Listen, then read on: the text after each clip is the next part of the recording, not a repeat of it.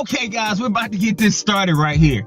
You know, before we get this started, I have a question for all these fighters. If you're 140 and looking to move up for a payday, 147 or 154, I got a question. And that question is simply, why won't you guys fight Earl Spence? Why not? I'm trying to ask you this right now. Listen to this, man. Why they won't fight Earl Spence? Fight Earl Spence, bruh. Why y'all won't fight Earl Spence? Can a brother fight Earl Spence? We had to get it started like that. Now let's talk about this today. Let's dive right into this. We want to dive into why I think Earl Spence is the most feared man in boxing, bar none, hands down. There are a couple of things that make a fighter really, really feared. Sometimes a fighter is very feared. He's feared right in his weight class. A perfect example of this is Gennady Golovkin. He's feared. He was feared. Well, he's not really feared like that. Now everybody wants to fight him now. But you know, 2-3 years ago, Gennady was really feared at the 160 pound and even the 154 pound. The 160 pounders especially didn't want to do it with him. That fighter was feared, but a truly feared fighter, people don't want to mess with him above his weight class either. What I mean by that is Gennady was feared. I'm not saying he wasn't, but the difference here is right above Gennady's weight class, right above Triple G's weight class, you had James DeGale wanting to fight him. You had Ramirez, the super middleweight, wanted to fight him. Andre Ward wanted to fight him. You had Laura at 154 under him that wanted to move up to fight him. So he was feared, but he wasn't feared like I'm saying Earl Spence is feared right now.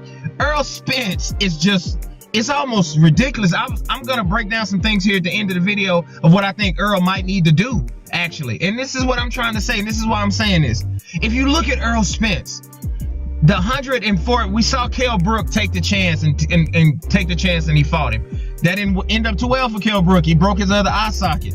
And you look at Earl Spence, before the fight, before the Kell Brook fight, and this is key to note, Earl Spence was actually looking forward to winning a belt, and if you would listen to him talk, he thought he was going to get payback on some of the guys who have avoided him. He really thought he was going to have a belt, people were going to fight him, and he was going to be able to say, well, I have to wait, I have to talk to my promoter, blah, blah, blah, blah, blah. That didn't happen. This guy has a belt and still can't get anybody to say his name. I have heard Jeff Horn say his name. Jeff Horn, but we know Jeff Horn is kind of tied to Manny Pacquiao right now. So he's going to have to wait and see if Pacquiao will fight him. But props to Jeff Horn because he's the only person that said Earl Spence. That's the name. Now, if you look at Earl Spence, I was going to get back to this. Right in his weight class, he has a belt now. He's recently offered his belt, a chance with his belt, to Danny Garcia, and Danny Garcia just acted like he didn't even hear him say it. He just acted like he didn't hear him say it, so Danny Garcia didn't fight him. Now, Danny Garcia not fighting him does not make Danny Garcia a coward, but boxing is such a business. We need to do that on another video because we're too hard on fighters when they lose in the sport of boxing. And if they lose twice in a row, we think their career is over, which if it was MMA, that's not the case. But in boxing, we're so hard on these guys when they lose. I think we need to stop that, actually. So I'm not calling Danny Garcia a coward, but let's be real. He don't want to fight Earl Spence. You got Shawn Porter. He could get it. Earl Spence said he could get my belt. Shawn Porter goes all WWE, takes his shirt off and puts the hat on, and he calls out Danny Garcia. They would rather fight each other with the chance of a winner, with the winner getting in line to fight Keith Thurman for his belt. That brings us to Keith Thurman. Keith Thurman is the only guy that I think is going to fight Earl Spence. I predict Keith Thurman is going to fight one more fight in between, test his arm, test his elbow, and I think Keith Thurman is actually going to fight Earl Spence. I think he will do it. I think one time will fight him. But if you look at that, he's not acting like he really wants to fight him. And then let's look at the weight class below. You have Mikey Garcia just beat Adrien Broner. Great fight. Props to Mikey. Mikey started calling out, talking about welterweights, him and his brother Robert.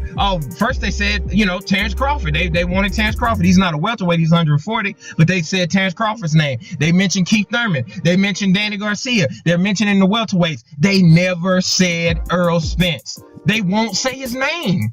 They literally won't. He's like Candyman, don't say his name. And they won't say this guy's name. It's crazy. And the weight class above Earl Spence. Now, like I said, there were guys jumping to call out Triple G in the weight class above him. Erislandy Laura calls out everybody. Laura has never called out Earl Spence. Have you ever noticed that?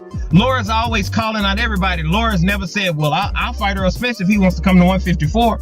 Laura hadn't said it. The Charlo brothers hadn't said it. I'm trying to think of everybody else at 154. These guys just don't call his name. Canelo, when he was at 154. So there seems to be no work for Earl Spence because nobody will say his name. And this is what I think Earl Spence might have to do.